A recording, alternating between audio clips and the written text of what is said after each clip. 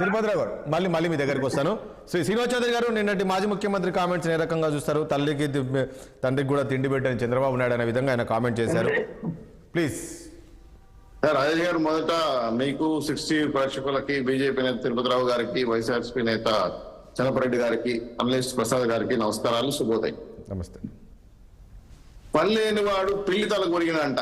వెనకటి మా సాయశివులు చెప్తుంటారు, పని పాట లేని వాళ్ళు పిల్లి తల కొరుకుతుంటారు.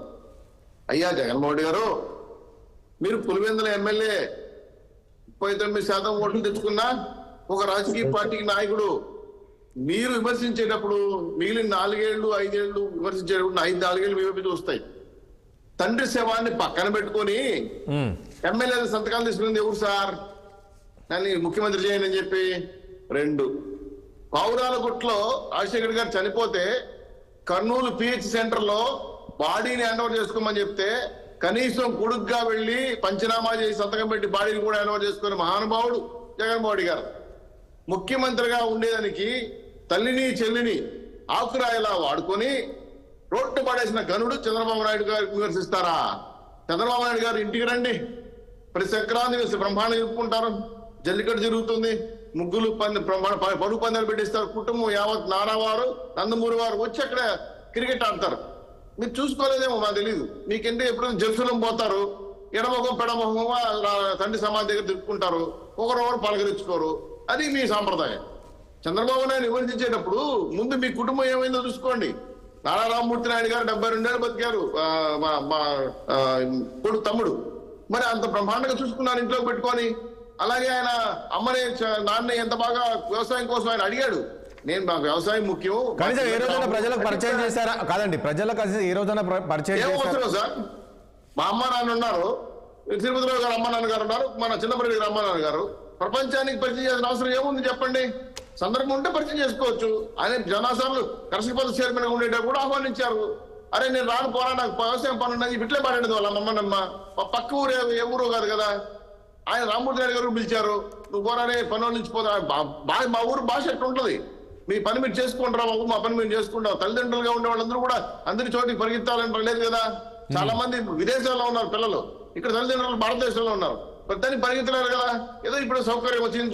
శ్రీనివాస్ చౌదరి గారు, ఇది ఒక అంశం అయితే బాగా చర్చకు వస్తుంది నిన్న నుంచి. అరే చంద్రబాబు నాయుడు గారు ఏంటి నిజంగా తల్లిదండ్రులను పట్టించుకోలేదా, వాళ్ళకి ఈ రోజు పెట్టలేదా, కనీసం వాళ్ళు కాలం చెల్లితే తల కొరుగు పెట్టలేదంట కదా అనేది ఒక చర్చ. అంటే నిన్న జగన్మోహన్ రెడ్డి మాట్లాడిన తర్వాత ఈ చర్చ జరుగుతుంది. ఎందుకు పెట్టలేదు ఆ రోజు అంటే? నేను అందుకే అన్నా, పల్లెని వాడు పిల్లదా కోరుకున్నట్టు నేను ఎమ్మెల్యే చేస్తే విషయాలు వదిలేసి వాళ్ళ కుటుంబంలో వీళ్ళ కుటుంబంలో గెలుపుకోవడం నాకు అర్థం కాల. గర్గర్కి కహానీ అని చెప్పింది నువ్వే. మరి ఆ కహానీల గురించి నీకెందుకు? పులివెందుల్లో ఆయన అడుగుతున్నాడు, నేను వస్తే మీకెందుకు మా ఫ్యామిలీ జోలికి రావడానికి, మా ఫ్యామిలీలోకి మీరెందుకు వస్తున్నారు అంటున్నారు కదా. వచ్చే సార్ నేను రాలేదే. చెల్లి ఉన్నారు, ఈరోజు పేపర్ చూడండి, చెల్లికి మళ్ళీ చేయాలి పెళ్లి అని చెప్పి కడప స్టీల్ ప్లాంట్ 30 సార్లు దగ్గర కొట్టామని ఆమె అడిగింది. కాదండి, బాలకృష్ణ ఆఫీస్ లో ఆయన ఇంట్లో ఒక ఆఫీస్ పెట్టేసి ఐటీ టీడీపీ అనేది ఒకటి పెట్టేసి అందులో నుంచి షర్మిల పైన అసత్య ప్రచారాలు అవన్నీ జరిగాయి కదా అని చెప్తూ ఉన్నారు కదా, ఇవన్నీ కనబడుతున్నాయి కదా. ఈవెన్ షర్మిల కూడా మాట్లాడింది ఆ రోజుల్లో. మీరు 6 టీవీ వాళ్ళు హైదరాబాద్ లో ఉంటారు, నాకు తెలిసి బాలకృష్ణ గారిని దిగిపోండి. అక్కడ ఐటీడీపీ ఆఫీస్ లేదు, ఎస్ఆర్ నగర్ లో ఉంది యూట్యూబ్ ఛానల్స్, అమరావతిలో ఉంది సోషల్ మీడియా మేనేజ్మెంట్. తెలియకుండా ఏదో ఒకరా ఏంటి నాకు అర్థం కాలేదు.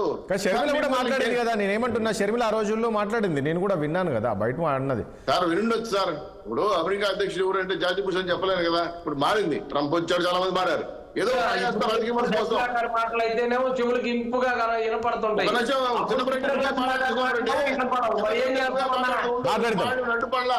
నడుపడలా దయచేసి ఓపిక పట్టండి. ఈ రోజు చెల్లెల్ని అమ్మని విదేశాలకు ప్రాణభయంతో వెళ్ళిపోయిన ఎవరు, సొంత చిన్నాన్ని చంపేసింది ఎవరు సార్? మరి దాని గురించి పడుచుకున్నది ఎవరు సార్? ఇప్పటికి మీ కుటుంబ సభ్యులు కలిసారా? కనీసం ఒక ఫంక్షన్ చేసుకున్నారా? నిన్న కూడా రామ్మూర్తి నాయుడు చనిపోతే మొత్తం నారావారు నందమూరు మొత్తం నారావారు పలికి వచ్చింది. అందరూ బాధపడ్డారు, అందరు కార్యక్రమాలు చేసిపోయారు. ఇంకా 2 రోజులు ఉండి మళ్ళీ పోయాడు బాబు గారు. సో ఇప్పుడు వాళ్ళు చూసారా లేదా? మీ బడో మీరు పులివెందులు జనాలు బెంగళూరులో ఉన్నప్పుడు నువ్వు అన్నమన్నానికి అన్నం పెట్టారు, నువ్వు చూసావా? బాగా తెలిసి వాళ్ళకి ఏదో గుడ్డగాల్చి మహానీయం కాదు కదా. నీ పులివెందులకు ఏం కావాలో శాసనసభకు అడగబోయా బాబు అంటే అది వదిలేసి గాలికి పల్లెడు పిల్లలు ఊరుకున్నట్టు గర్గర్కి కహాని గురించి మానుకున్నట్టు ఏం చెప్పాలి నేను? ఇది మంచి పద్ధతి కాదు. జగన్మోహన్ రెడ్డి గారి రాజకీయ వ్యక్తిగతానికి ఇది మంచి సూచన కాదు. ఆయన మాట్లాడాల్సిన సబ్జెక్ట్ వేరు. రాష్ట్రం కోసం, రాష్ట్ర అభివృద్ధి కోసం, ఆయన పులివెందుల ఎమ్మెల్యే కోసం, లేదు ఖర్చుల కోసం, లేనుకోవడానికి పనుల కోసం డిస్కస్ చేయాల్సిన వ్యక్తి బైక్ ముందు కూర్చొని తన బ్లూ కుల మీడియాను కూర్చోబెట్టుకొని ఎకిల్లో ఉండకుండా స్క్రిప్ట్ చదువుతుంటే ఏమనుకుంటుందని జనం ఏమనుకున్నారు చెప్పండి సార్. ఏదో ప్రభుత్వాన్ని ప్రశ్నిస్తారేమో, పెద్ద పెద్ద సమస్యలు వచ్చాయి కదా, పోలవరం జరుగుతా ఉంది, అమరావతి కడుతున్నారు, వైజాగ్ లో దిక్మాల ప్యాలెస్ నాశనం చేశాడు, అదేవిధంగా సరస్వతి స్వామికి ఎనికి తీసుకున్న భూములు అటేమైనా ప్రస్తావిస్తారేమో, ఏదో కొండ మీద తిరుగుతూ అన్యాయాలపైన మాట్లాడతారో లేదు, రాష్ట్రం అన్యాయపైన మాట్లాడతారేమో అనుకున్నాం మేము. ఏమి జరగలేదు కదా. ఎన్డీఏ కూటమి మీద గుడ్డ కాల్చి మహానేశాడు. ఏమని ఏమి చేయలేదు సూపర్ 6 అని. నీకు తెలుసా జగన్మోహన్ గారు? రండి అసెంబ్లీకి రండి, చెప్తా సమాధానం. మీ టైం ఇప్పిస్తే కావాలంటే సూపర్ 6 అమలు చేయడంలో ఏమేమి బడ్జెట్లు కేటాయించారో వైఆర్ కేశవర్ గారు శాసనసభ సాక్షిగా చెప్పిన విషయాన్ని ప్రపంచానికి టీవీ వాళ్ళు ప్రచారం చేశారు. నీకు కనపడలేదా? అంటే నువ్వు ఓన్లీ సాక్షి టీవీ చూస్తావా, సాక్షి పేపర్ చూస్తావా, వేరే పూర్తి నీకు తెలీదా? దయచేసి జగన్మోహన్ గారు మీకు బాధ్యత ఇచ్చారు, బాధ్యత మర్చిపోయాను. ప్రజాస్వామ్య పద్ధతిలో ఎమ్మెల్యే ప్రమాణం చేసే శాసనసభ సాక్షిగా నేను ప్రజా సమస్య ప్రశ్నించుకుంటానని చెప్పి మరి బాధ్యత మర్చిపోయి ఇంట్లో తొంగి చూస్తా, బాత్రూమ్ తొంగి చూస్తా, బెడ్రూమ్ తొంగి, ఏ పని ఇది పనికి పని వేరే పని లేదా? పైకెత్తుకుని మాట్లాడుకోవడం నీ పని? నీకు ఇచ్చింది ప్రజలు వేరే పని ఇచ్చారు, నువ్వు మర్చిపోయే ఆ విషయాన్ని. మర్చిపోయి దొంగలో దొరికి బాధ్యతను పక్కన పెడేసి ప్రజాస్వామ్యాన్ని హేళన చేస్తున్నాను. ఇది నీ తప్పు. ఇది గుర్తించుకోవాలని అమ్మ నమ్మకు అన్నం పెట్టారా? జగన్మోహన్ రెడ్డి వాళ్ళ ఆయన చెప్పినట్టు అన్నం పెట్టలేడు పగలు గుడిస్తారంట. అటు చెప్పే సమాచారం ఏంటి? మీరేమంటారంటే నాకు అతని కుటుంబం మీద ఎన్ని ఆరోపణలు చేసినా ఏం చేసినా స్పందించొద్దు అంటారు మీరు, అంతే కదా సార్? నేను స్పందించమని చెప్పలా, స్పందించకూడదని నేను చెప్పలా. ప్రజాస్వామ్యంలో భావ ప్రకటన స్వేచ్ఛ ఉంటుంది. ఎంతవరకు మాట్లాడాలి? నా చెయ్యి నీ ముక్కు తగలంత వరకు మాట్లాడాలి, అంతేనా? అది భావ ప్రకటన స్వేచ్ఛ కూడా హద్దు. అంతేగాని హద్దు మీరి ఇప్పుడు మాట్లాడుతున్నా సార్. చంద్రబాబు నాయుడు చెల్లెళ్ళు ఉన్నారు, అమ్మలు ఉన్నారు, అమ్మ నాన్న మన వరకు ముందు చనిపోయారు, తమ్ముడు ముందు చనిపోయాడు. కుటుంబ సభ్యులు ఎవరైనా సరే మీడియా ముందు కూర్చొని మా అన్న కొంపలు ముంచాడు, మా ఆస్తులు దోసేసుకున్నాడు, మమ్మల్ని చంపేది ప్రయత్నం చేస్తాడు, ఒక ఆయన చచ్చిపోయినాడు, ఆయన దిక్కు దిక్కుకోవడం లేదు అని ఎవరు అడిగారు చెప్పండి? ఎవరైనా నారావారి కుటుంబం శ్రీనివాస్ చౌదరి గారు మళ్ళీ వస్తాను మీ దగ్గరికి. ప్రసాద్ గారు ఏం చెప్తారు మాజీ ముఖ్యమంత్రి గారి కామెంట్స్? ముందుగా 60 ప్రేక్షకులకు నమస్కారం అండి, అలాగే ప్యానల్ ఉన్న పెద్దలకి.